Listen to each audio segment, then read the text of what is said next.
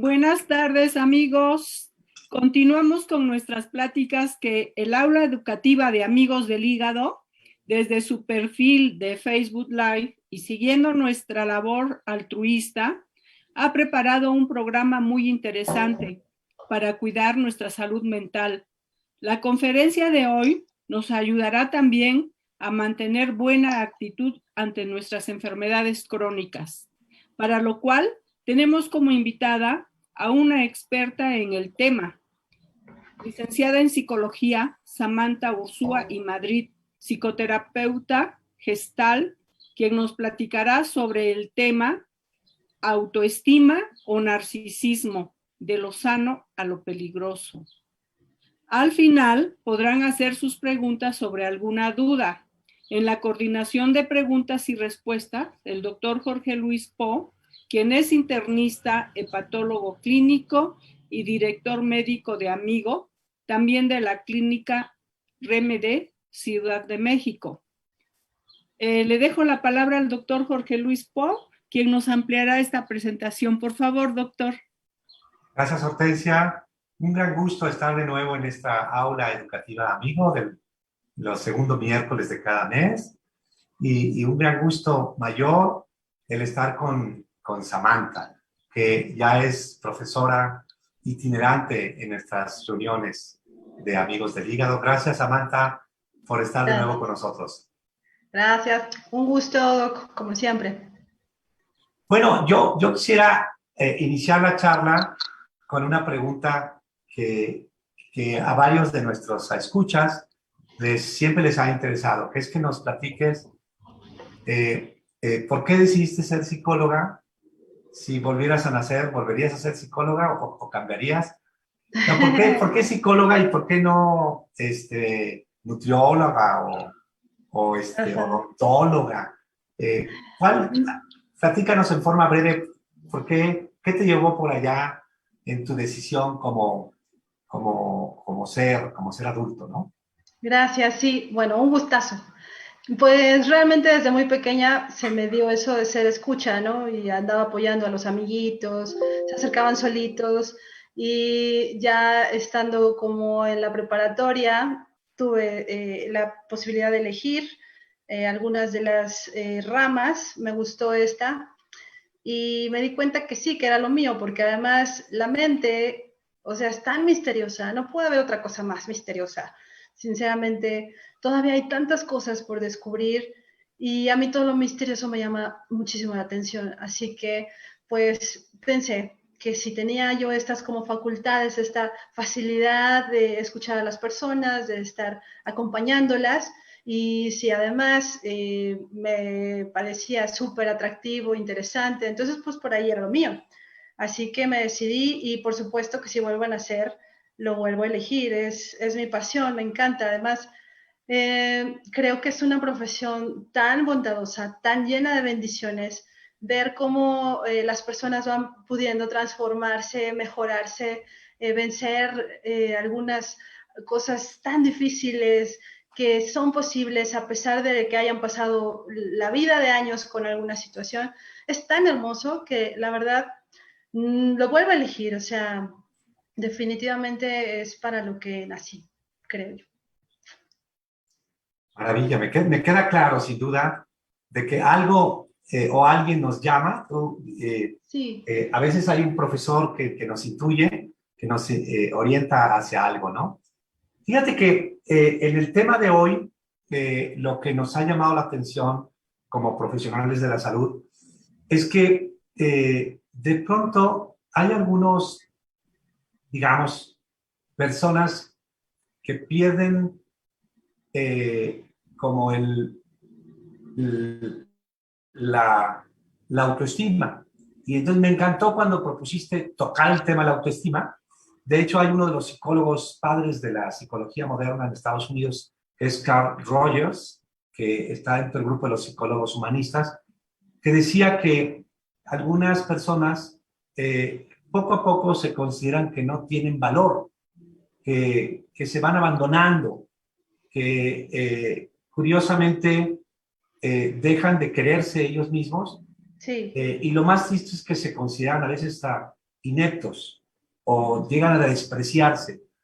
Y de alguna manera, tal vez por eso surge el tema de el tema de la autoestima, ¿no? Entonces, yo quisiera iniciar la charla de hoy, antes de tu presentación formal con diapos, que nos explicaras, sin necesidad de diapos, un poquito, ¿qué es la autoestima? A reserva de que nos explicaras con más detalle en las diapos, ¿no? Pero, ¿qué es la autoestima desde un punto de vista así sencillo? Pues definitivamente es una construcción que se va realizando día con día y que tiene dos enormes pilares, que es el respeto y la confianza hacia mí mismo. Si yo en primer lugar no tengo respeto por quién soy, por lo que pienso, por lo que hago, si yo no tengo confianza en eso, pues definitivamente mi autoestima se va haciendo cada vez más pequeña. Obviamente somos resultados de varias cosas, de ya cierta genética, cierta personalidad que traemos, cierto estilo, de las vivencias, obviamente de lo que nos van educando y muchas veces, por supuesto, que esta red parental, este sistema primario donde tenemos un hogar, pues son los que más nos influencian, ¿no? Si desde pequeños estamos escuchando juicios, críticas, señalamientos donde minimizan el quién soy, etcétera, yo siendo un niño no tengo la capacidad de hacer filtros y de decir, bueno, esto es porque está enojado mi papá, mi mamá, mi abuelo, mi abuela, el que me cuida, esto es porque está frustrado, esto es, no sé, porque así los educaron, estamos de acuerdo que también traemos todo un bagaje de una cultura y de tradiciones y no podemos percatarnos de eso, simplemente recibo eso y no hay ese filtro, se queda directamente en mí. Lo mismo, por supuesto, si escucho qué inteligente, qué bonito, qué guapo, mira, qué capaz eres, etcétera, también, por supuesto, eso va entrando. Entonces, todo este bagaje de situaciones que se dan van a ir formando o deformando esto que después yo elijo construir. ¿Ok? Entonces, sí es cierto que de niño, pues estoy como a la buena de Dios, como dicen por ahí, estoy como muy a la disposición, muy expuesto a lo que el medio me está aportando, pero ojo, desde que somos adolescentes empezamos a tomar elecciones, ¿no? Desde las más sencillas, entro o no entro a esa clase, fumo o no fumo, este es mi amigo o este no, esta es mi novia o este no, etcétera. Por supuesto, entonces, esta clase de situaciones me van a dar la oportunidad de qué hago con ellas. Obviamente, estando en una etapa más adulta, voy a tener muchas más facultades de decidir qué hago con todo eso que me sucede. Y empezar a construir cada vez más, a pesar de una historia previa que a lo mejor no fue la mejor, yo ahora poder decidir qué quiero ser, cómo me quiero ver a mí misma. Y a veces los límites que queremos ponerle a otras personas son los primeros que tenemos que ponernos a nosotros, límites de respeto y límites de confianza en nosotros mismos. Y todo eso se puede construir a partir de hoy. O sea, no importa si yo ya hoy tengo 90 años y no importa. Es decir, tenemos esta gran oportunidad de que somos como una plastilina, que podemos formarnos de la manera que elijamos, ¿ok? Elegir. Eso es una gran característica que tenemos los seres humanos y que a veces olvidamos. Parece como que pues ya mi situación es así, tengo esta enfermedad, me falta esto y estoy enfocado en carencias, ¿no? Y entonces parece que no puedo hacer nada con esto, puedo hacer todo. La circunstancia de cómo elija yo vivir, esa definitivamente es mía. Y ahí es donde está nuestro poder y es donde se nos olvida. Entonces, por eso es una construcción. Se puede tener estima, amor, afecto, valor a mí mismo, por supuesto, solo que sí se tiene que construir y que se tiene que trabajar. No es como tan fácil, no es de un día para otro, pero de un día para otro sí puedo empezar a hacer cada vez más grandes los cimientos, ¿no? En nuestras charlas previas sobre algunos de nuestros pacientes comunes decíamos que de pronto tenemos pacientes que los identificamos como un poco tímidos y vienen acompañados, ¿no? Entonces hay un acompañamiento que se valora, se agradece, pero cuando viene la charla y va avanzando la consulta, de pronto vemos que no solo es timidez, que hay algunos que que realmente como que manifiestan un cierto temor Sí. a hablar de su enfermedad. Y curiosamente viene el hijo joven o el esposo o la esposa y el paciente no habla, no habla. Y entonces quien habla es el otro, el otro yo. Pero es un super yo, tal vez disfrazado, que está, ese otro yo que está derivado al acompañante. Esto podría ser una manifestación de una falta de autoestima como paciente. ¿Podría llegar a ese nivel? O sea, que siente que él no puede expresar su enfermedad y que entonces requiere que quien hable por él sea su acompañante. Puede ser. Sin embargo, no es 100% seguro que sea así, ¿no? Es muy probable, claro que sí. Pero puede ser más bien, insisto, varias cosas. Sí tener una personalidad hermética, ¿no? Que sea una personalidad que además le cueste trabajo decir lo que sea. Pero mucho más este tipo de situaciones en el que me pongo yo en un momento de vulnerabilidad, como yo tengo un padecimiento, yo tengo una enfermedad, algo no está bien en mí, entonces tengo miedos, tengo enojos, tengo dudas, tengo rencores, tengo un montón de cosas que ni siquiera yo sé procesar y entonces prefiero omitir, guardar silencio, no opinar, no decir nada y me ayudo del otro, me recargo en el otro para que el otro sea mi interlocutor. A lo mejor no solamente en este proceso de estar viviendo malas noticias donde, ¿sabes qué? Tienes hepatitis C, ¿no?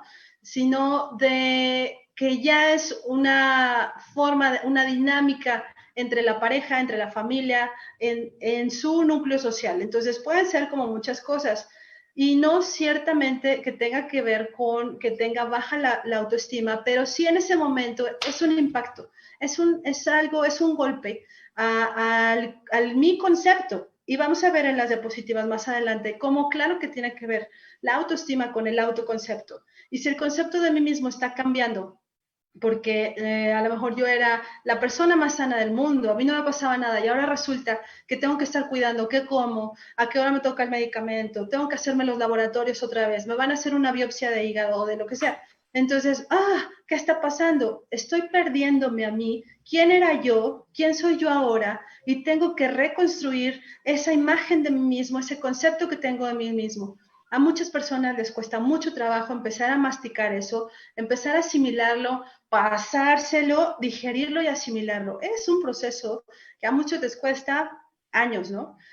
Finalmente es un proceso de duelo. Pierdo algo que tenía de esta manera y entonces ahora tengo que trabajar en la aceptación de esto, no pelearme con eso, sino decir, ok, ¿y qué voy a hacer?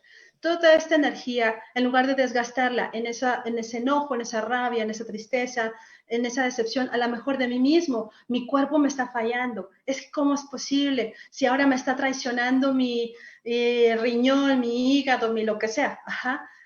Tengo que hacer todo este proceso y claro que mi estima va a reducirse de mí mismo si yo mismo no me estoy tratando con respeto, no estoy confiando en mí, estoy criticándome, juzgándome, por supuesto que hay un impacto. Entonces pueden ser un conjunto de cosas, ¿no? Cuando sabía del tema y como tengo pacientes que son también del área de la salud, uno de mis pacientes me hizo una pregunta medio capciosa que me hizo investigar, que decía que si se puede vivir sin autoestima y llevar una vida feliz. Pues podemos autoengañarnos, por supuesto, ¿no? Podemos hacernos de un caparazón enorme y hacer como que no me importa, como que no siento, pero finalmente esa conducta también se volvería una conducta patológica, es decir, no sana, porque es una conducta simbólica y sustitutiva, ¿ok? Y es como una conducta que finalmente no es libre, que está modificada a razón de, para protegerme, para no sentir tan feo, para lo que sea. Entonces, pues en la realidad, no es así. No se puede vivir feliz de esa manera porque es ficción, ¿no? Pero claro que si yo puedo decidir que eso me hace feliz, pues cada quien se cuenta el cuento como quiere y le puede funcionar, claro que sí, pero un tiempo. Va a Bien. ser apariencia finalmente, ¿no? Bueno, pues con este reto que me puso este paciente, Fernando, yo me di la tarea de investigar un poquito. Voy a compartir una diapo en preparación a las preguntas del día de hoy. ¿Ya están viendo mis diapos? Sí. Bueno, uno de los ideales de nuestro grupo es que haya muchas preguntas. Ya sé que ya empezaron a llegar algunas preguntas. Entonces, Gruto, amigo preparado para la experta del día, que es Samantha. Entonces, una de las diapos que les quería poner es esta, que habla de la jerarquía de las necesidades humanas. Y la primera necesidad humana, según eh, sociólogo americano Maslow, decía que es la necesidad del alimento y del sueño, ¿no? Son las básicas. Luego, la necesidad de tener una seguridad y protección, que es la casa, empleo. La necesidad de tener amigos y relaciones, y ahora, digamos, de tener el acceso a las redes sociales, ¿no? Casi nuestros hijos nos dicen, oigan, yo necesito que me pagues mis redes sociales, papá, si no me siento cubierto en mis necesidades, ¿no? Y luego viene, curiosamente, la necesidad de la autoestima. Entonces, creo que van a haber muchas, y bueno, la autorrealización, que es cómo realizo mi proyecto de vida, ¿no? Que es muy bonito esto como en la cúspide de mi necesidad como ser humano, como autorrealizar. Pero, ¿qué es exactamente estas necesidades de estima? Tal vez quede más claro, yo voy a salirme dejar de compartir para que tú pudieras empezar con tu charla, Samantha, y luego volveremos al tema de la autoestima y cómo puede haber trastornos de la autoestima, ¿no? ¿De De acuerdo? acuerdo. Voy a compartir entonces, gracias Doc, la pantalla. Ustedes me dicen si ya se ve. Perfecto, ahí se ve. Muy bien. Vamos a Bueno, dejarte pues completamente tú solo. excelente. Vamos a empezar Vamos entonces. a salirnos del vídeo, Hortensia y yo. De acuerdo, Doc, gracias.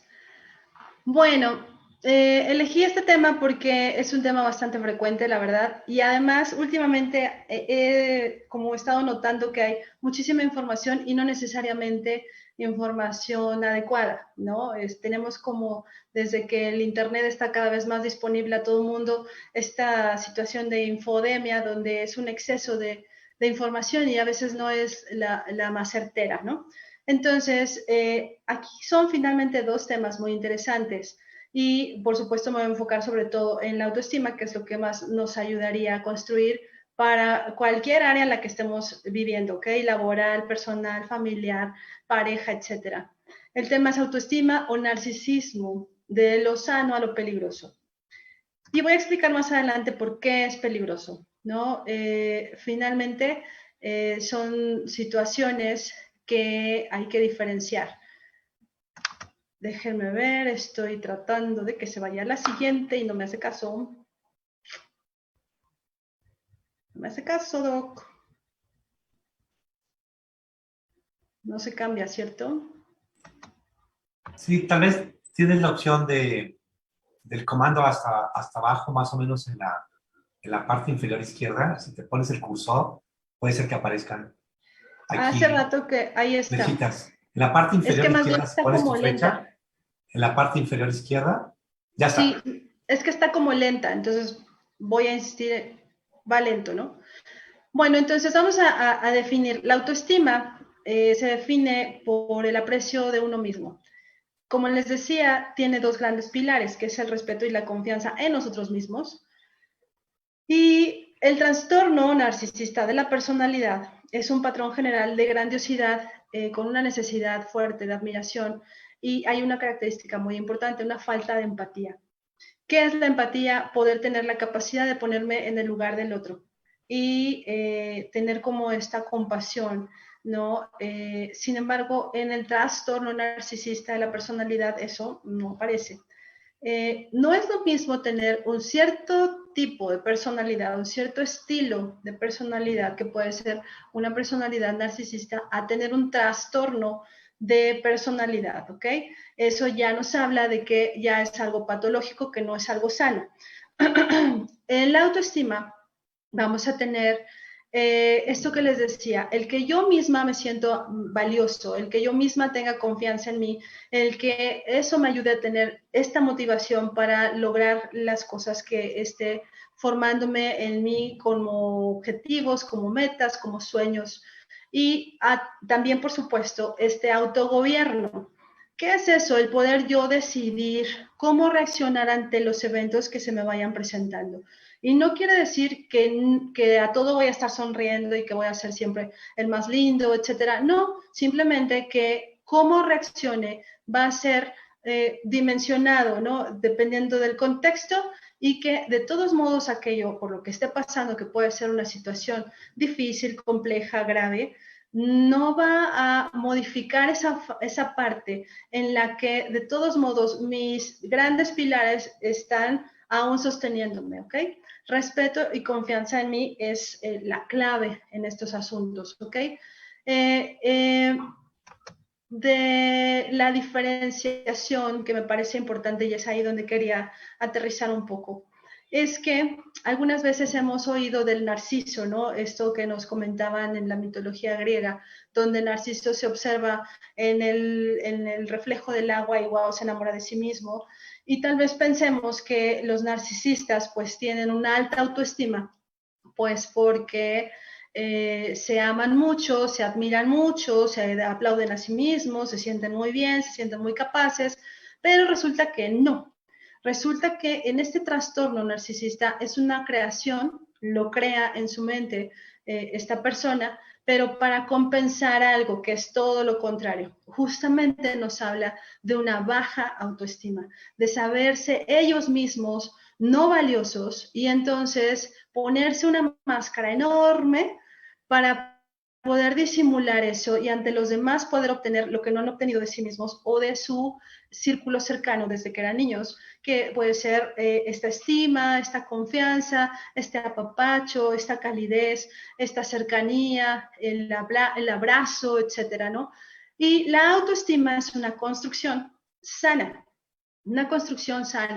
Y quisiera que se quedaran con esta idea, con esta palabra de construcción, porque significa que no es que ya esté hecho, no es que hoy lo alcancé, hoy lo logré y me siento wow, y ya llegué aquí como a este lugar y de ahí nadie me mueve. No, todos los días se está construyendo. Somos seres en el mundo que estamos vivenciando todos los días diferentes experiencias, y que por supuesto las experiencias nos están modificando, nos pueden modificar grandemente, y entonces por supuesto tener un impacto. Pero ojo, si yo estoy construyendo mi autoestima, puedo definir de qué tamaño voy a permitir que eso me afecte. Entonces es una construcción sana, es una construcción que se puede modificar como si fuera un edificio, y ahora lo hago con más ventanas, ahora lo hago con menos, le pongo chimenea o no, etcétera. Es mía, es mi decisión y es sana, a diferencia del trastorno narcisista, que es una conducta simbólica y compensatoria. Les mostraba aquí que le podemos llamar una atracción fatal, porque sobre todo en pareja, pero también se da en otras relaciones, a lo mejor en lo laboral también, ocurren que ciertos estilos se pueden conjuntar de manera perfecta para ser como un rompecabezas que se adapta muy bien. En este sentido, por ejemplo, el que es muy empático, el que se pasa de empático, compite muy bien con esta necesidad de salvar a los demás. ¿Y qué es eso? Algo que el narcisista saborea y se deleita, porque recordemos que eso es justamente lo que le ayuda a elevar esa estima propia que en la realidad no tiene. Entonces, esta situación, este estilo como de necesitar salvar a los demás es muy frecuente, más frecuente de lo que ustedes creen. Y sobre todo si estamos pasando por situaciones difíciles, complejas en casa, tipo una enfermedad, por ejemplo, algunas personalidades de este sistema familiar van a tomar este papel de ser súper empático, de querer rescatar, de querer salvar a alguien que está vulnerable. Y ojo, ahí es donde se puede volver problemático. Bart Simpson nos dice que de una forma muy cotorra, oye, ¿me recomiendas una serie? Y él dice, pues así como te veo, te recomiendo una serie de sesiones psicológicas. Y eso es lo que se necesitaría hacer. Alguien que se da cuenta, y eso es muy importante, que se dé cuenta de que no está realmente relacionándose de una forma sana, pudiera levantar la mano y decir, yo necesito ir a terapia, yo quiero ir a terapia, me gustaría mejorar esto. Sin embargo, en la conducta de un trastorno narcisista, difícilmente eso va a ocurrir, porque eso sería aceptar que algo no está bien, que algo no está bien en mí, y dada esta pues cobertura que me he hecho, no me voy a permitir aceptar que no estoy bien, ¿me entienden? Entonces va a ser un poco complejo. Sería más fácil que la otra persona genere un poco más de conciencia y que en esa empatía tenga la primera empatía por sí mismo y que al que tenga que rescatarse a sí mismo de situaciones que lo vulneren también, que le falten al respeto a sí mismo, a la confianza, por todas las manipulaciones y toda esta sarta de situaciones difíciles que se presentan con una persona con un trastorno narcisista, que siempre va a exigir, que siempre va a manipular, que siempre va a querer arrebatar. ¿Para qué? Para alimentarse de eso, ¿no? De esa persona, de su admiración, de su atención, de su tiempo, de su estima, etcétera. Entonces, por eso le llamo atracción fatal. Aquí, ojo, insisto, la persona que tiene el trastorno difícilmente lo va a aceptar y va a ir a terapia, pero la persona que para que creemos este rompecabezas esté del otro lado y encaje, esta persona, pues claro que sí tiene mucho más posibilidad de zafarse de esa relación. Y a lo mejor obviamente dices, pero ¿cómo vas a zafar si es mi papá, si es mi esposo, si es mi esposa, si es mi hijo, si es mi hija? Sí, obviamente va a ser una relación de largo plazo, pero sí no encajar de una manera que sea así simbiótica y que sea compensatoria, sino más bien como hacerme a un ladito, ya poder empezar a poner límites y allá vamos. Vamos a diferenciar entonces qué es un trastorno narcisista y cuáles son como sus características así fácilmente identificables y cuáles son las de la autoestima. En el trastorno narcisista hay egoísmo, hay siempre un estilo de ser el que domina, ¿no? Una arrogancia que además es muy forzada, una autopercepción distorsionada, por supuesto. Yo me veo de cierta manera. Han visto este meme seguramente que sí, un gatito, pero en el espejo se ve un leonzote y podemos decir, ay, wow, yo me quiero sentir así, eso es autoestima, no tanto porque está distorsionada. Si yo soy un gatito y me veo como un super gato, precioso, hermoso y todo, sigo siendo gato, está muy bien. Pero si me distorsiono y me vuelvo de repente a un león, por supuesto que ahí ya no tiene una realidad. Y en psicología y en psiquiatría, en salud mental, finalmente, algo que está distorsionado de la realidad, que está lejano de la realidad, ya es una patología, ya es algo enfermo porque está psicotizado, ya no hay un piso de realidad, sino que me distorsiono y me vuelvo. También una necesidad de atención, pero ojo, necesidad con mayúsculas y negritas, ¿ok? Una gran necesidad de atención que la voy a exigir, la voy a arrebatar, insisto. La falta de empatía. No me puedo poner en el lugar del otro, ni lo haré, ni se me ocurre, ni por aquí me pasa. Y por supuesto, todo esto tiene que ver con un estilo agresivo. Pero finalmente, en la raíz, lo que hay de fondo, pues es una debilidad, un enorme miedo al rechazo, un enorme miedo al fracaso y una gran inseguridad de mí mismo, ¿ok? Esto obviamente es muy diferente de una autoestima. Autoestima, esta estima por mí mismo que me permite sentir compasión, el poder sentir suavidad en mi corazón a pesar de alguna ofensa y decidir qué hacer con ello, el tener humildad y no subirme a un tabique y sentir que ya estoy volando en las alturas.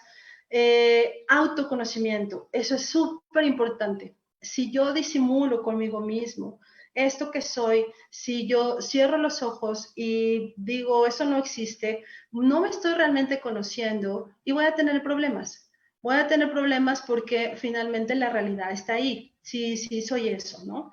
Entonces, el autoconocimiento que se acepta, que no se engaña y que dice, sí, y soy un claro oscuro. No tengo que, por tener autoestima, parecer perfecto o perfecta y decir soy perfecto. No, sino soy un ser humano con claroscuros y está bien, me conozco. Ajá, sí hay esta cooperación con el otro, sí me siento parte de un sistema con el cual colaboro, hay empatía, el poder sentirme en el lugar del otro, la asertividad, que en otras pláticas también hemos comentado, el estar en una posición media que no es ni agresiva ni pasiva, sino que puedo decir las cosas de una manera en la que ni me agredo, ni agredo al otro, ni tampoco me quedo callado, porque eso finalmente también sería una agresión pasiva. Poder decir las cosas de una manera en la que lo exprese sin agredir ni agredirme, ¿ok? Eso es la asertividad. Y entonces todo esto me va a llevar a tener relaciones más satisfactorias. Ojo, no quiere decir que en algún momento no vaya a tener conflictos, problemas, algún arrebato. Soy un ser humano, por supuesto, pero en general voy a tener como esta meseta de estabilidad, ¿no? Y cada día se construye. ¿Qué hay de fondo? ¿Qué está en la raíz? Pues estos valores en mí mismo, la valía en mí mismo, los esfuerzos por la mejora y que toda esa energía que luego se desperdicia en juicios, en críticas, ahora la enfoque en esta construcción. Y obviamente nos habla de grandes capacidades y cada vez se van desarrollando más capacidades, ¿no? Aquí entonces me parece muy evidente las diferencias. Hay una que le llamamos escalera de la autoestima. Y la autoestima tiene que ver con cada uno de estos escalones, ¿ok? Ese autoconocimiento que les decía y ese autoconcepto que tiene que ver con eso que conozco de mí. La autoevaluación, cómo me evalúo a mí misma. Obviamente, si no tengo una autoestima alta o sana, pues voy a hablar de mí muy mal, me voy a tratar de lo peor, me voy a juzgar y voy a castigarme, etcétera. Tiene que ver también esta escalera de la autoestima con la autoaceptación. Sí, eso soy, no me peleo con eso. No me gusta, ok, puedo mejorarlo y me enfoco en la mejora. El autorrespeto, que les decía, es parte de los pilares fundamentales. Y todo esto, por supuesto, es esa mezcla que nos hace tener la autoestima, ¿ok? Cada paso cuenta. Les decía, un día a la vez se va construyendo. Y esto se hace de forma diaria, de forma constante. Para que nos ayudemos a tener más claro esto a mí mismo, pues valdría la pena respondernos estas preguntas. ¿Quién soy? Pero también, ¿quién no soy? ¿Ok? Y eso implica lo mismo, me hace como un panorama más completo. ¿Qué concepto tengo de mí mismo? Ajá, eso es súper importante. Y si yo identifico que el concepto no es tan saludable para mí, que no me es conveniente, bien, empezar a modificarlo de una manera en que pueda sentirme más cómodo conmigo. Y no es que lo vaya a falsificar, es que pueda hacerlo mucho más aceptable para mí, que me sienta mejor conmigo y que vaya mejor con mis valores y creencias y que me haga sentir mejor. Eso claro que se puede. ¿Qué me gusta y qué no me gusta de mí? También nos ayudan estas preguntas a responderse, al responderse, ir construyendo cada uno de estos escalones. Ajá. El enfoque sería en qué puedo mejorar. Insisto, no se trata de juzgarme nada más y decir, esto está muy mal, ay, me pasé, ay, no debía de hacer esto. Basta de eso, basta de esos juicios, basta de esas críticas. Mejor nos enfocamos en, ok, enfoca en soluciones. Tengo este problema, lo identifico. Tengo esta área de mejora, perfecto. ¿Qué pasos voy a dar para ir mejorando cada uno? ¿Por qué? Porque no me gustan, porque no me hacen sentir cómodo conmigo, ¿ok? Y estoy tratando con respeto mi mente y mi cuerpo. Si yo me trato de estúpida, de tonta, de absurda, etcétera, no me estoy tratando con mucho respeto en lo que respecta a cómo estoy pensando de algo, ¿no? Si yo me trato, me maltrato mi cuerpo con que no lo hidrato de forma suficiente, sé que tengo que tomarme un medicamento a tal hora y lo olvido, sé que no debo alimentarme de tales cosas, pero lo hago frecuentemente, a pesar de que sé que hay consecuencias de eso, pues tampoco estoy tratando mi cuerpo con respeto. Entonces, todo esto nos va a llevar a cada día ir construyendo ese paso a paso, esa escalerita, ¿ok?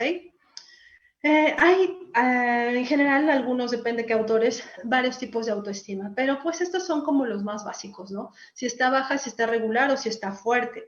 En la baja, ahí ubicamos el poco aprecio que tengo de mí mismo, ¿no? No, yo no valgo la pena, a mí no me pueden pasar esas cosas buenas, ¿por qué? Porque no lo valgo, eso no es para mí, a mí no me puede pasar eso. Y entonces, por supuesto, ni siquiera lo procuro, porque hay que ser proactivo. ¿Qué es ser proactivo? Hacer que las cosas sucedan.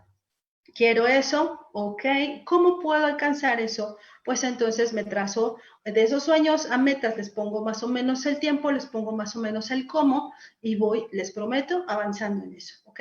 En la regular vulnerable es una autoestima que está mejor que en la baja, pero aún así es frágil, está vulnerable finalmente y se vulnera en las situaciones negativas. A lo mejor puedo estar muy bien, pero nada más el maestro, el director, el esposo, la esposa, el hijo, alguien, el vecino, me señala algo y puff, me voy para abajo. Entonces está frágil, ¿no?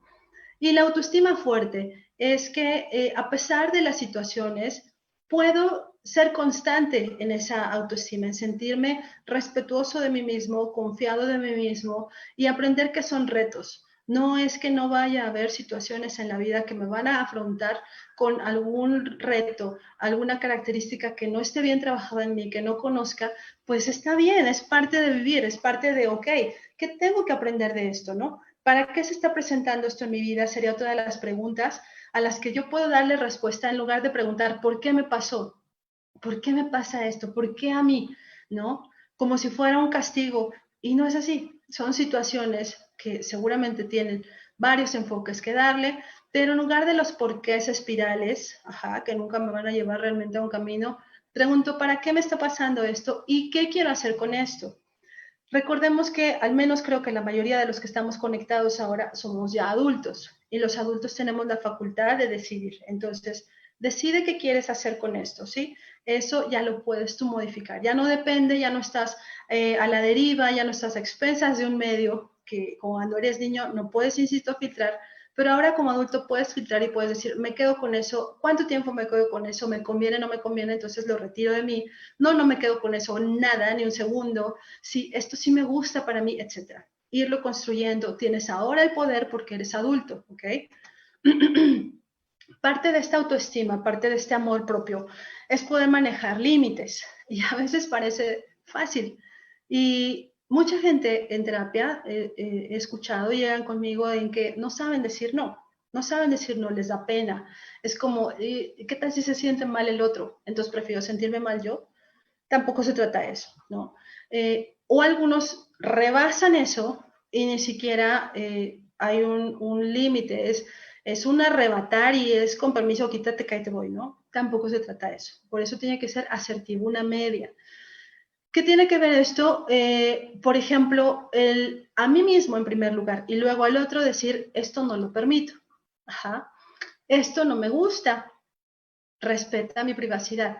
Pero insisto, estos límites empiezan por mí mismo. Es algo que me debo decir a mí mismo y actuar en consecuencia para luego entonces poner ese límite al otro. Así no, pero también así sí. Eso es muy importante, porque a veces simplemente es, no, esto no.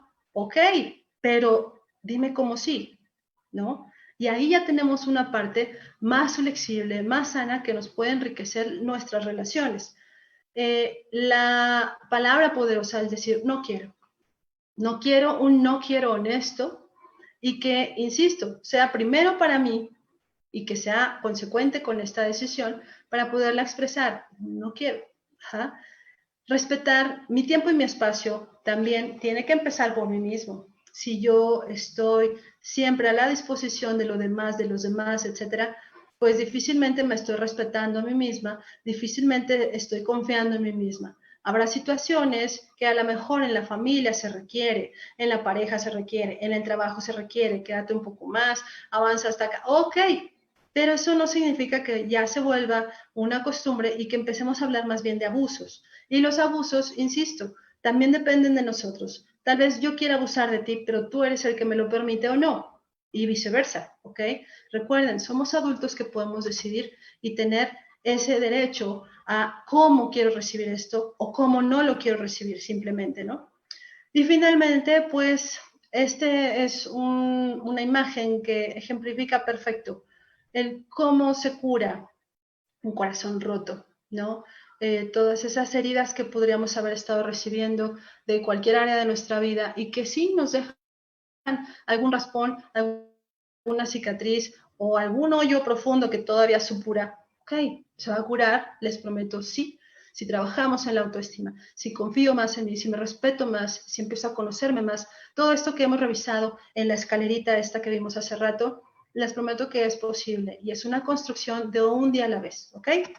Así que pues muchas gracias, espero que les haya quedado claro y vamos a la parte de preguntas y respuestas que nos tiene preparado nuestro doctor consentido, el doctor Go. Gracias, Samantha. Bueno, seguimos con la sesión de preguntas y comentarios después de esta excelente revisión del tema. Mauro Domínguez, nuestro estimado Mauro, hace una primera pregunta que dice, ¿cómo diferenciar el egocentrismo de una persona que tiene autoestima del egocentrismo de una persona narcisista? Hay un ego sano, constructivo, y hay un ego destructivo, ¿no?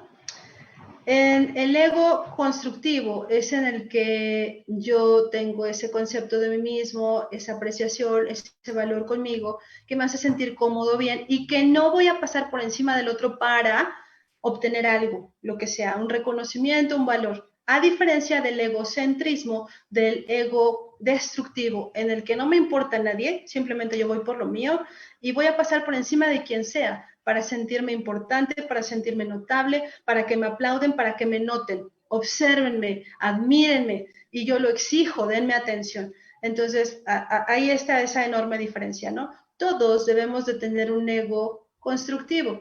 Ajá. Eso está bien, eso es correcto, eso es parte de nuestra autoestima que es sana. Pero el otro es otra conducta que sustituye y que se compensa con otros para poder obtener algo que no he obtenido por mí mismo. En el tema de nuestros pacientes,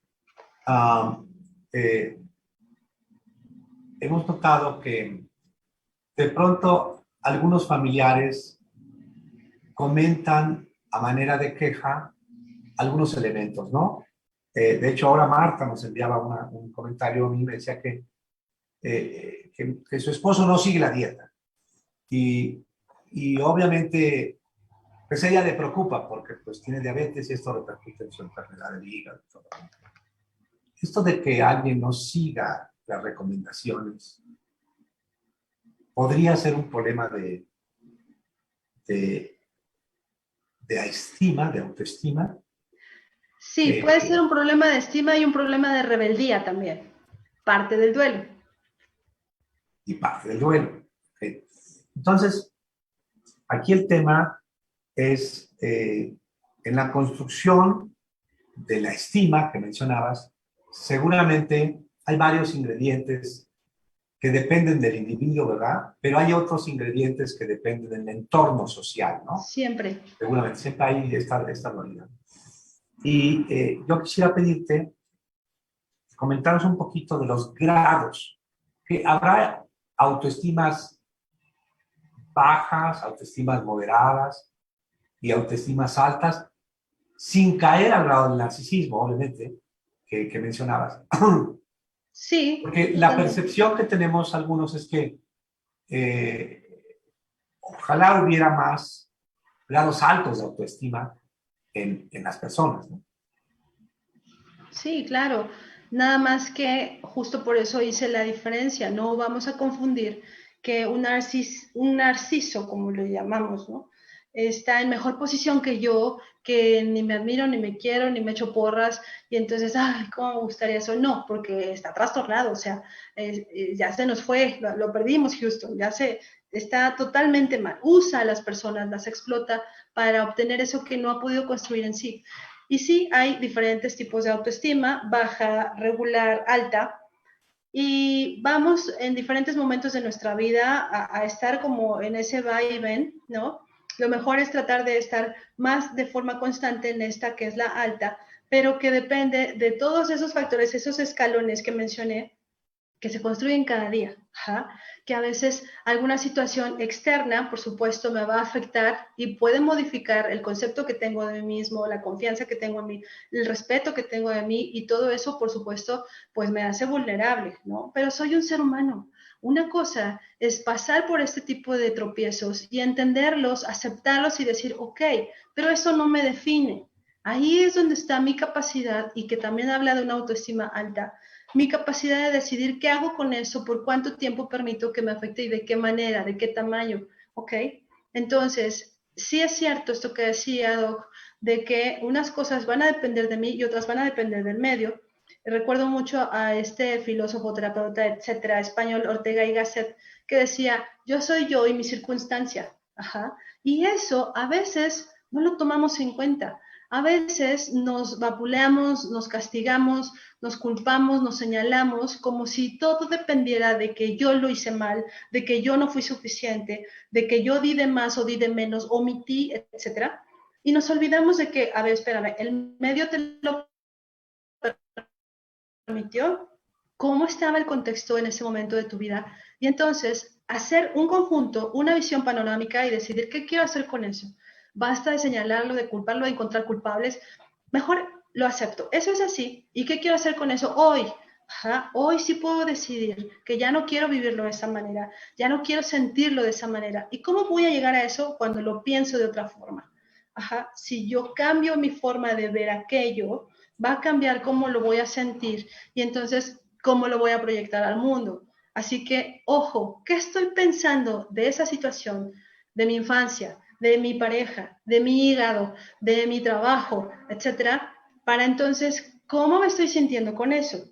Ah, lo que estoy pensando no está padre, no me ayuda, no es sano, pues entonces lo cambio. Porque no me conviene, porque quiero estar bien, porque quiero tener paz, porque quiero sentirme bien cada día conmigo. Entonces, cambiar la forma de ver esto va a hacer que cambie la forma en cómo me sienta con esto, a pesar de que la situación siga ahí. Eso también es parte de la aceptación. No me peleo con ella, mejor es así, y veo cómo me adapto, cómo la decoro, qué hago, cómo la veo con otros ojos, y le prometo a quien sea que eso cambia. Y lo vivo mejor, eso sí, definitivamente.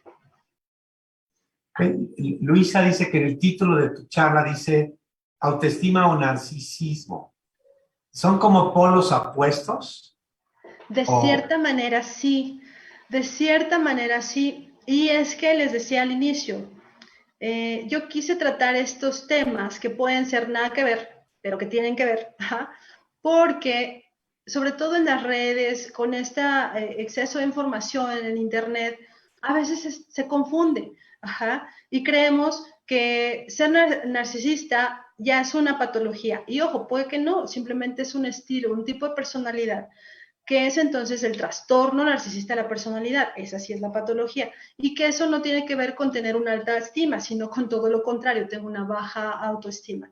Entonces, como para que quedara claro, y sí, pueden ser polos bien opuestos. Una autoestima sana que estoy construyendo, y este trastorno narcisista de la personalidad, que en el fondo es un ser que tiene una baja autoestima, una pésima valía de sí mismo, y que usa entonces a su entorno para compensar esto y sentirse poderoso por encima de los otros, ¿no?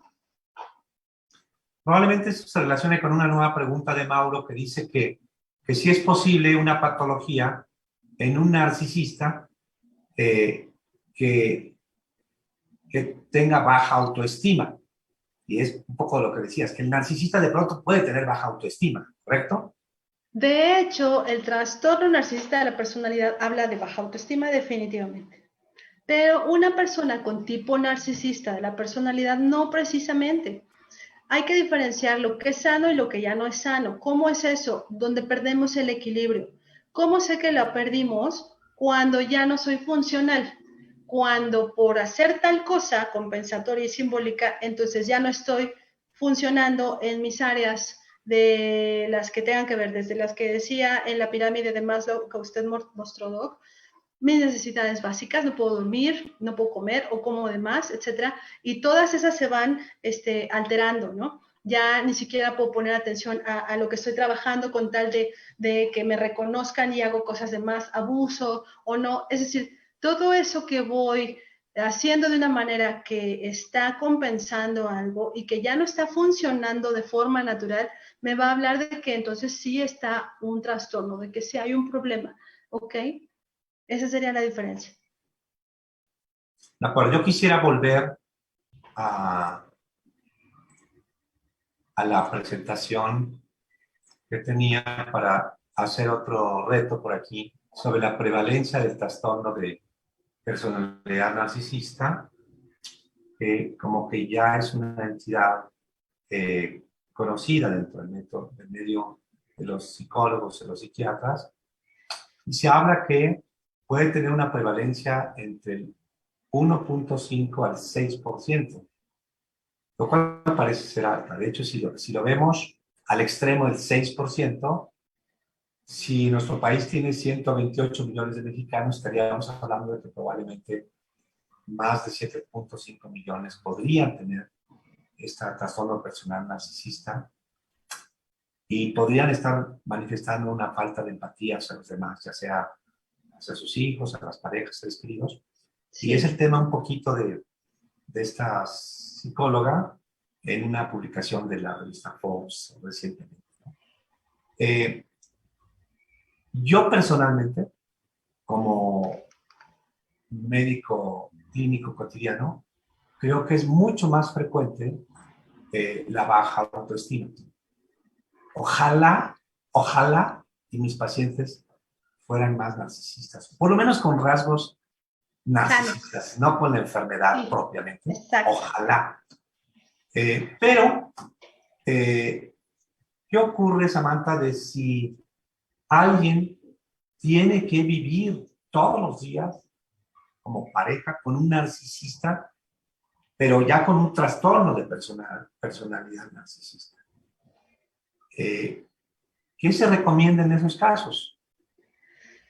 Es una situación muy compleja, muy dolorosa, ¿no? Porque obviamente va a impactar en la autoestima de esa persona que convive con el narcisista, ¿no? ¿Qué se puede hacer? Trabajar con toda conciencia, no engancharse en esas manipulaciones, de cierta manera, el poder mantenerse acompañando a un lado, ¿no? A un lado, pero no mimetizarse con el otro, no permitir eso, y eso hablaría de un enorme trabajo que tiene que hacer esta persona para tener esa fuerza, esa fortaleza, esa valía de sí mismo, a pesar de que el otro le pueda estar bombardeando con exigencias, con señalamientos, que obviamente le van a ayudar al que es narcisista a sentirse mejor porque siente poder. Y una de las cosas importantes es no mostrarle miedo, porque eso empodera a esta persona narcisista, ¿no? El poder estar, insisto, acompañando, pero no volverse una pegatina con el otro. Va a ser complicado, de verdad que sí, porque el otro jamás lo va a reconocer, ¿no? No va a estar dispuesto y se alimenta de. Es una relación de violencia, finalmente. ¿Por qué? Porque les ponía un ejemplo, casi siempre les pongo un ejemplo, de que es como tener un reinado, ¿ok? El rey es rey porque gobierna al pueblo. Un día el pueblo se fastidia de tantos años de abuso, etcétera, y se ponen de acuerdo y todos en la madrugada se van y abandonan el pueblo, dejan todo, solamente ellos se van. En la mañana siguiente se despierta el rey y por supuesto quiere a sus sirvientes para que le procuren lo necesario, la ropa, el baño, el desayuno, etc. No hay nadie.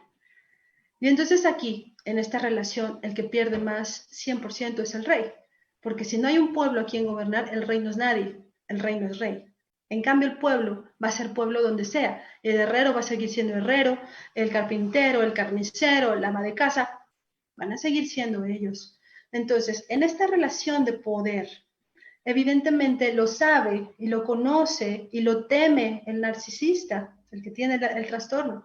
¿Qué va a hacer para atacar al pueblo? Hacerlo sentir que no puede, que no sabe, que no debe, que antes yo siquiera te he aceptado así, todo chueco, todo feo, todo enfermo, todo guango, todo lo malo, ¿no? Y el otro se lo empieza a creer, oye, sí es cierto. Y casi, casi agradecerle, gracias por maltratarme, al menos tú, como sea, pero aquí me tienes, ¿no? Entonces, eso por supuesto es el peligro. Por eso le llamó al inicio autoestima, ajá, o narcisismo como trastorno, ¿no? Ojo, ahí hay un peligro grande.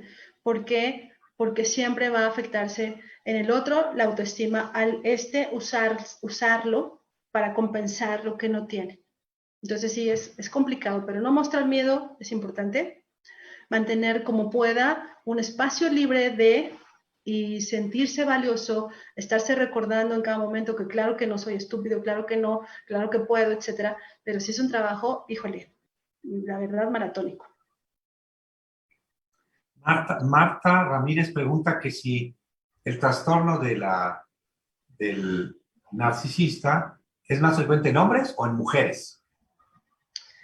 Qué interesante. Es más frecuente en hombres, sin embargo, en las mujeres también se presenta. Ajá.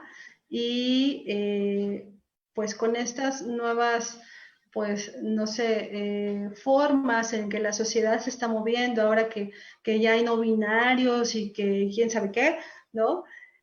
Con nuevas formas también de roles que se están jugando en la sociedad desde que ambos trabajan, desde que, etcétera, etcétera, ya no hay matrimonios casi, muchos cambios se dan, pero sí, finalmente es más frecuente en los hombres y además es más notable. Este artículo de Forbes y bueno, la referencia esa que pusimos de la American Psychiatric Association de hasta un 6% con problemas de trastorno de personalidad narcisista. ¿Qué hay de lo contrario? O sea, por ejemplo, problemas de baja autoestima. ¿Qué tan prevalente será? ¿Qué tan frecuente será en la población mexicana o en la población En mundial? general, en general, lamentablemente sí es un problema a nivel mundial y lamentablemente tiene que ver con muchas circunstancias, sí, pero sobre todo familias disfuncionales, si no es lo más frecuente que tenemos en nuestra sociedad, sí. Toda esta baja autoestima puede degenerar en otros trastornos, por ejemplo, y los dos más altos a nivel mundial, depresión y ansiedad. Sobre todo depresión ha tenido un vuelco impresionante, también ansiedad, tras la pandemia se han incrementado los dos. Y por supuesto en la depresión, esta parte súper alta de suicidio, que cada vez se da entre más jóvenes, entre niños, ajá. Antes era como más común en mediana edad, ahora es cada vez más frecuente desde menores. Así que tiene que ver, por supuesto, y está impactando de gran manera. Si yo, insisto, no cuido mi mente, mi cuerpo, etcétera, se va a notar.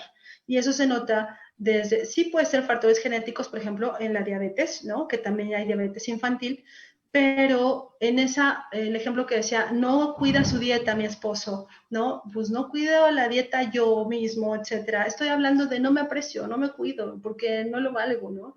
Esta agresividad que es latente en todas las escuelas, que ahora se ha hecho como más popular del bullying, ¿no? Pero que siempre ha existido, sinceramente. Ahora le ponemos el nombre, lo identificamos, pero siempre ha existido. Y que empieza desde casa.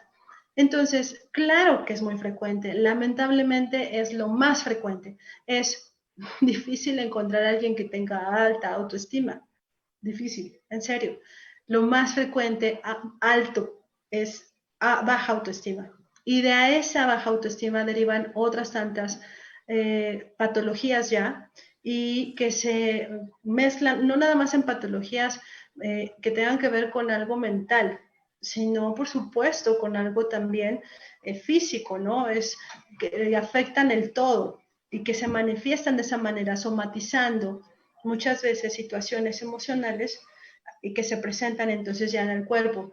Y son ahora entonces las enfermedades crónicas las más, ¿no? Las dislipidemias están al borde, el cáncer también ha subido muchísimo, y en la cuestión de salud mental, pues la depresión y la ansiedad son ya las dos más grandes, están lamentablemente subiendo y tienen que ver con esto, sí. Tal vez por ahí podría responder un poco a la pregunta de Hortensia, que decía que cuando hay autoestima baja, ¿cuál sería el indicador para que uno mismo o la familia ya busque una ayuda profesional?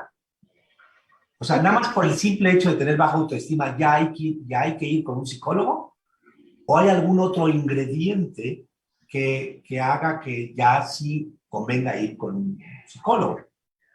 En todo, tanto en la salud física como mental, si puedes ir al inicio, es mejor que si vas cuando ya se volvió algo agudo o crónico. Ajá.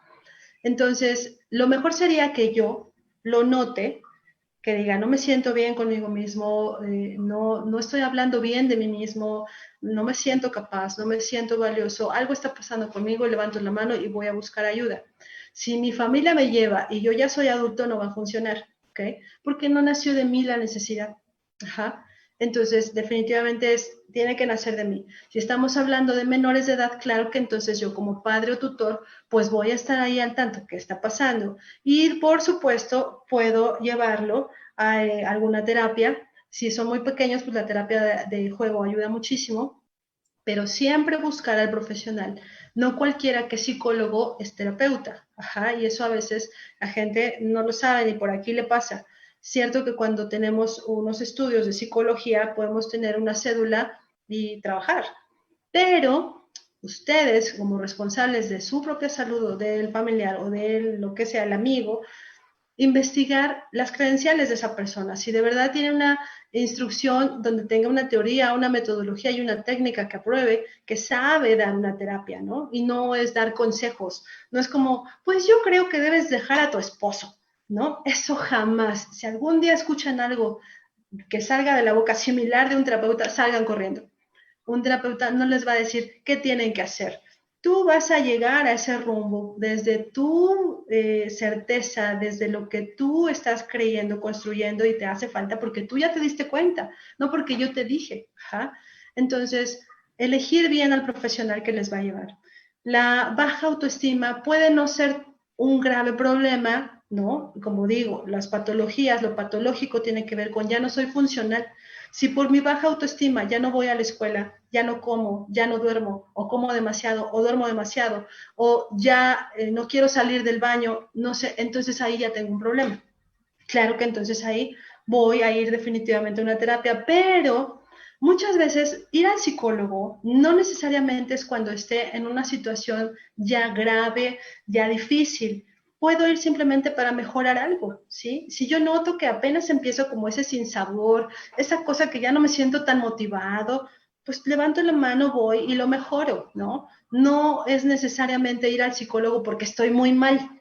No, puedo ir simplemente porque quiero mejorar algo, quiero sentirme mejor conmigo, tener un mejor autoconcepto y lo trabajo. No necesito llegar en las últimas de ya no quiero vivir, ¿no? Tú estabas explicando que la estima se construye poco a poco, y supongo que va un fenómeno cronológico desde pequeño, adolescente, adulto, en fin. Eh, eh, Valeria decía que si en este mundo, Valeria Fernández dice que si en este mundo virtual que estamos viviendo, que va a ser más difícil construir la autoestima, o no es así. No, no es así, porque, insisto, depende el para qué lo estás usando y el qué decides hacer con eso. Supongo que se Probablemente, refiere. perdón, probablemente se refiere un poquito al mundo virtual, donde muchas veces falta más interacción con los hermanos o con los padres y quedan muchas horas dedicadas a las redes sociales. Que si esto puede o no afectar Yo el creo que que construyas tu estima. tiene que ver con eso, pero también supongo se refiere a todo lo que tiene que ver con la imagen, con las exigencias sociales, con esos juegos de cómo se supone que te tienes que ver para que seas bonito, para que seas guapo, ¿no? Y que también eso puede tener un gran impacto, ¿no? O sea, no soy modelo, no tengo no estoy voluptuoso, musculoso o lo que sea, entonces la parte virtual en donde salen estas fotos, esos videos de gente que wow, que seguramente tiene una alta autoestima, y cómo lo alcanzo yo, ¿no? Si no me gusta mi cabello, mi cuerpo, lo que sea. Entonces, esa parte creo que también se refiere más a la que usted decía, Doc, el que, como dicen, desconéctate para conectarte, ¿no?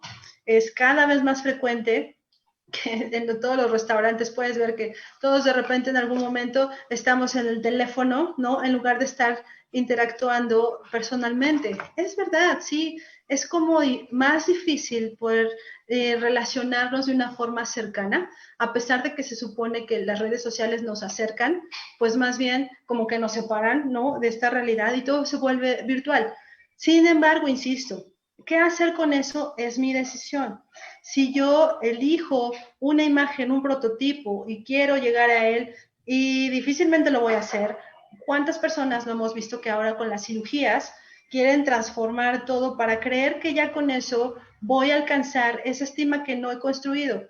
En algún momento se van a dar cuenta que eso pues era falso, ¿no? Porque la autoestima no tiene que ver tanto con esas etiquetas o esas imágenes o eso que es más bien como externo en apariencia, sino más bien con esto interno, esta construcción interna de sí, esto soy y sí, no soy perfecto y está bien y es correcto porque soy un ser humano imperfecto y perfectible en lo que yo decida y que tengo mis momentos en los que me voy a conectar y voy a estar conectado virtualmente con quien yo elija, pero también voy a tener, y lo elijo, mis momentos en que me desconecto de lo virtual para convivir presencialmente con esas personas con las que estoy, sea trabajo, sea pareja, sea familia, sea con los hijos, conmigo mismo, porque eso también es importante. A veces creemos que todo esto de socializar solo es con lo externo, pero eso tiene que iniciar conmigo mismo.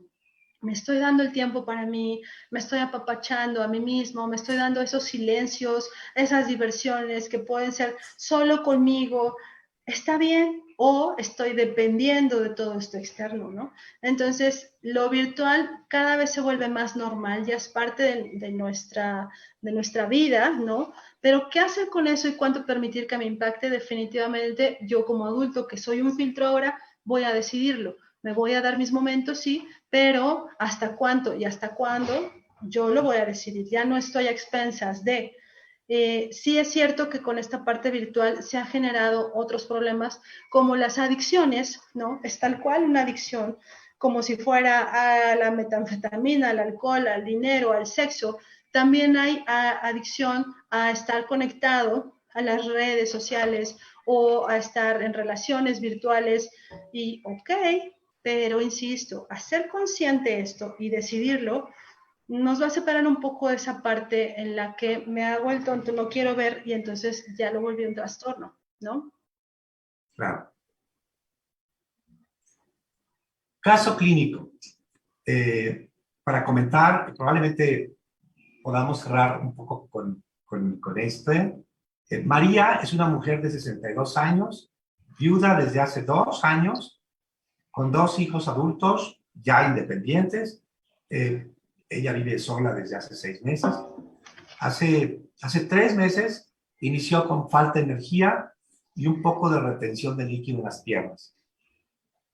Le pidió a su hija que la acompañara al médico y le diagnosticaron una posible cirrosis. Según ella, la doctora que la atiende le dijo que ya se iba a morir y que no había tratamiento para la enfermedad. El problema es que actualmente ya no quiere comer. Su hija decidió mudarse a casa para ayudar.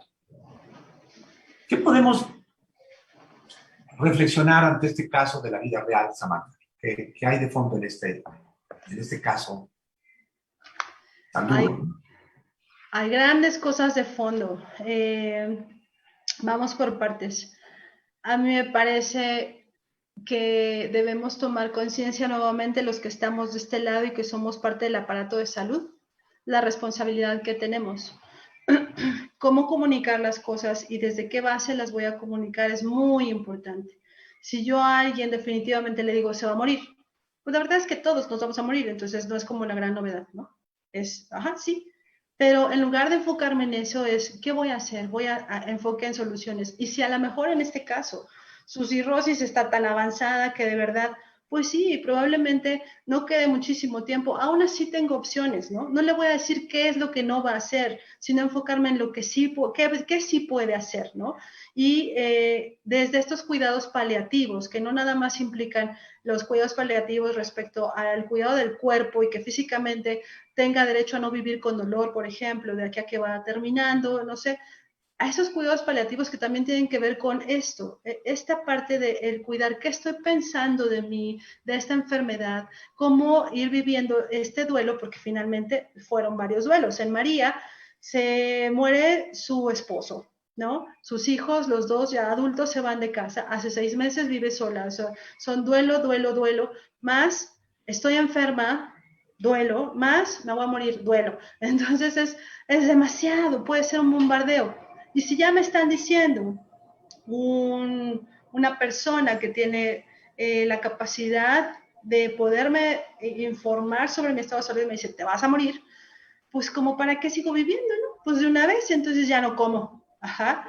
Eso es una decisión que tomo, sí, pero ojo, creo que ahí finalmente hay que acompañar a esta persona que está viviendo varios duelos, seguido uno tras otro, que vienen a bombardear su vida, que vienen a transformarla, para que pueda ir aceptando cada uno de ellos y enfocarse más bien en qué sí puedo hacer hoy y en que le demos a la vida y a la muerte nuevos significados que no tengan que ver con cosas catastróficas. Finalmente la muerte es algo que nos va a suceder a todos. Nadie es vampiro que yo sepa, todavía al menos no se conoce. Y si hay alguno, pues lo tienen muy bien escondido, pero todos vamos a terminar. ¿Cómo voy a terminar? Esa es mi decisión. A lo mejor, insisto, es cierto que su cirrosis está demasiado avanzada y que se ha complicado con otras cosas. Ok, pero ¿cómo quiero estar hoy? Y vamos a reducir todo a este momento presente. ¿Cómo quiero estar hoy conmigo? ¿Cómo quiero estar con mi cuerpo? Y en lugar tal vez de detestarlo, empezarle a agradecer. Y en lugar de no comer, pues más bien alimentarlo de una forma amorosa y darle lo que necesite, este medicamento, esta inyección, este parche para el manejo del dolor, no sé, hay muchas cosas que puedo hacer. Si la hija viene a ya mudarse con ella nuevamente para acompañarla, etcétera, ahí también ver cómo está resultando esa dinámica, porque si yo vuelvo víctima a mi mamá, entonces ya tampoco va a funcionar, ¿no?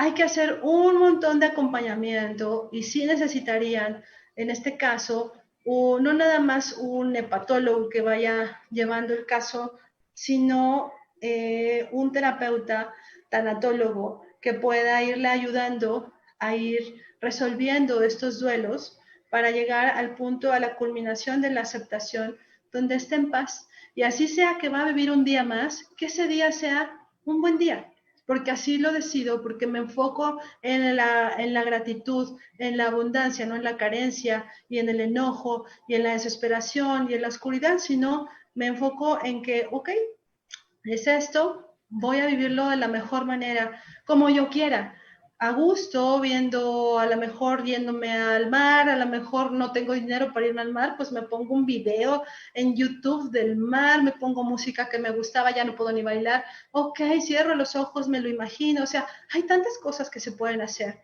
que definitivamente necesitaría un acompañamiento profesional y también para la hija, porque el cuidador a veces se vuelve el enfermo, más enfermo que el que ya está enfermo. Es una tremenda responsabilidad. Entonces, hay mucho que hacer en este caso, es mi opinión.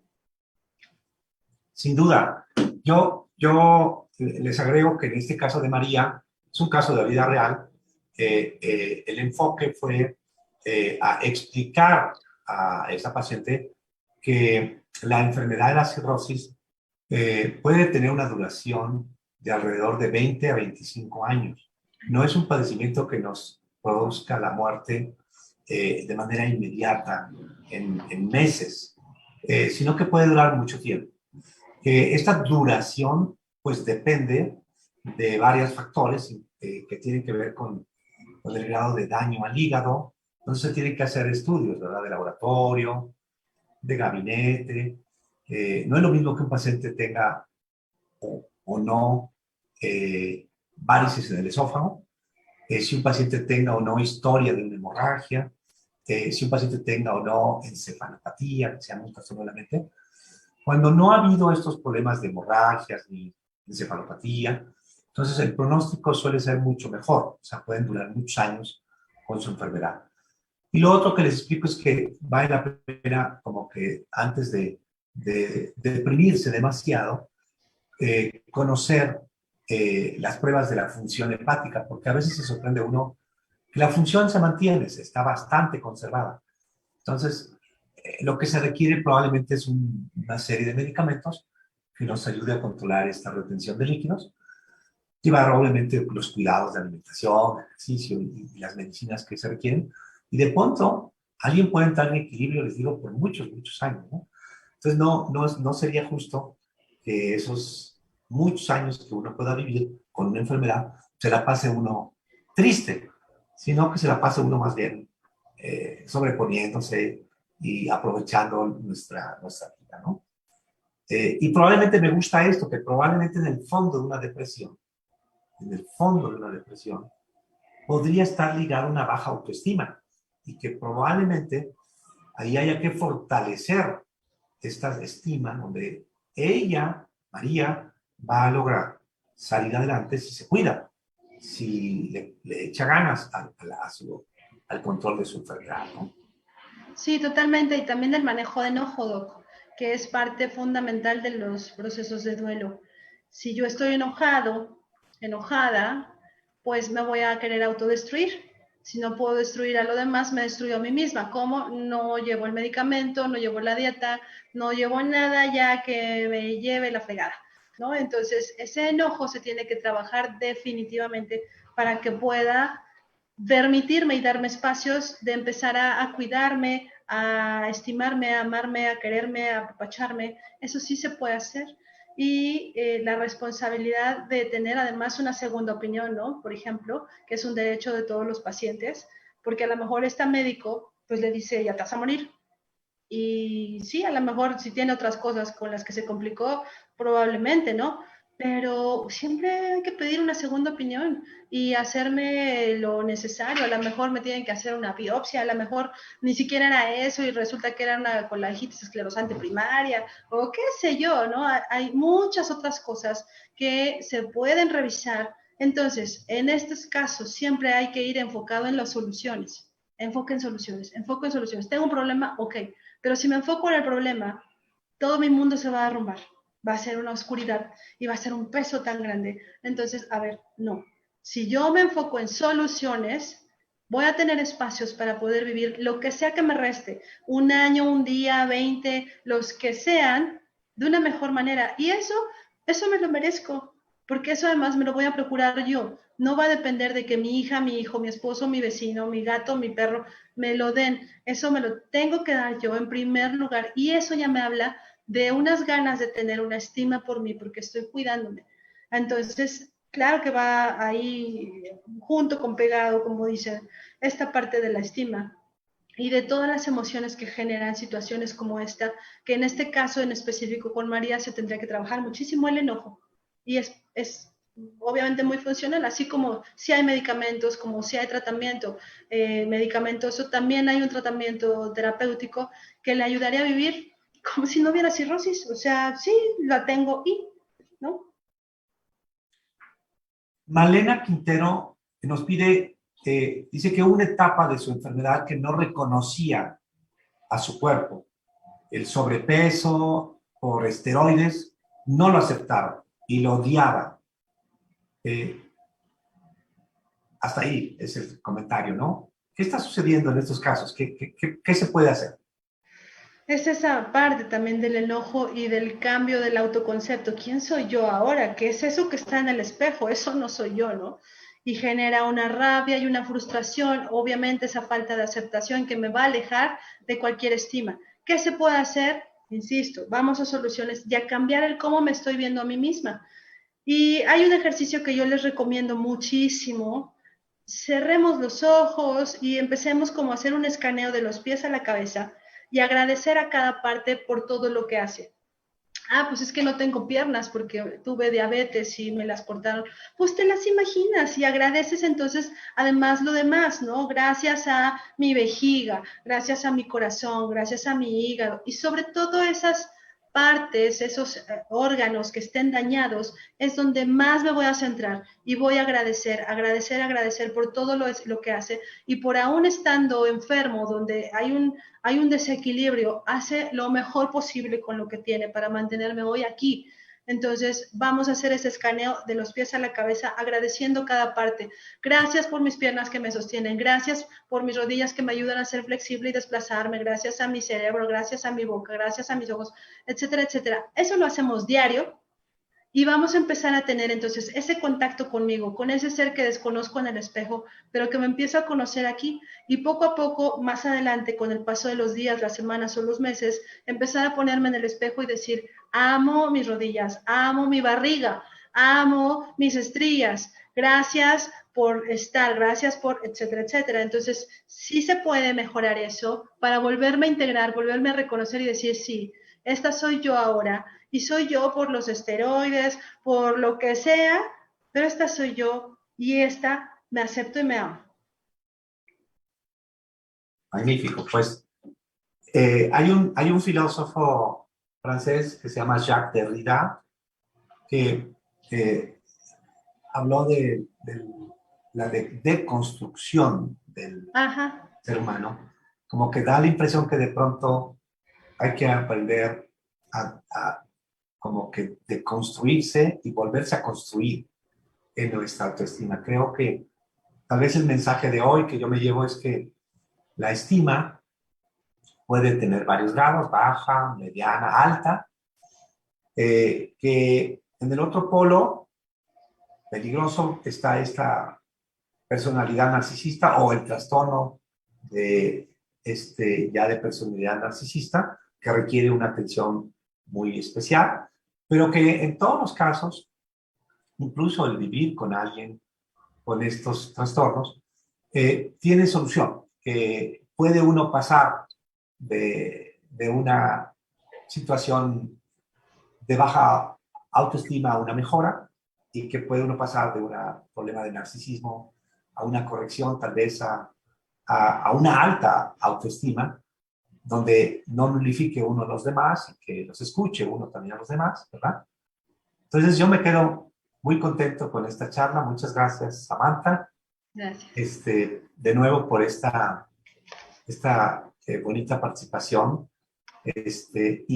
Quisiera pedirle a nuestra presidenta, a Hortensia, que tome de nuevo el micrófono para darnos los mensajes finales y el cierre de esta sesión. Sí, pues también muchas gracias, fue muy enriquecedora la plática y pues el paso siguiente es agradecer a Samantha por tan excelente conferencia, al doctor Jorge Luis Poy y a todos los que se conectaron esperando esta plática les sea útil para evitar el miedo y la angustia, porque todo esto nos lleva a eso, ¿verdad? También les recuerdo nuestra próxima sesión, el miércoles 11 de mayo, con un tema también muy útil para los pacientes con enfermedades hepáticas. El tema es relevancia de la endoscopía en el paciente con cirrosis, que nos hará favor de darnos el tema el doctor Javier Lizardi Cervera. No se lo pierdan, por favor, amigos. También los invito a que visiten nuestra página web, que es www.amigo.com,